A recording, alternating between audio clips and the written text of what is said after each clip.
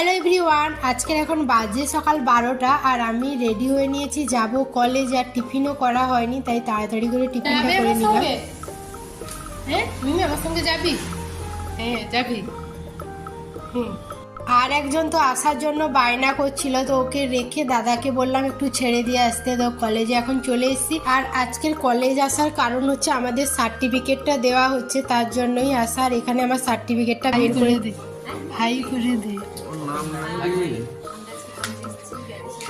আর ওরও না একটা ব্লগ চ্যানেল আছে, তাই ও সারাক্ষণ এখানে ভিডিও করে যাচ্ছে।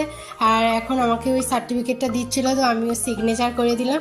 তারপর আমি আর বেশি সময় ছিলাম না, ওরা ছবি টবি তুলছিল, আমি হাঁটতে হাঁটতে চলে আসি বাড়ি। তো দেখা হয়ে গেছিলো দাদার সঙ্গে, তারপর দাদার সঙ্গে বাড়ি চলে আসি। আর আজকের লাঞ্চে হয়েছিল ফ্রাইড রাইস আর চিকেন মহারানি। আর এটা তো মহারানি নয়, একদম ভাজা হয়ে গিয়েছিল। তো চলো এখন আমি লাঞ্চটা করে নিই, আর তোমরা চ্যানেলটা সাবস্ক্রাইব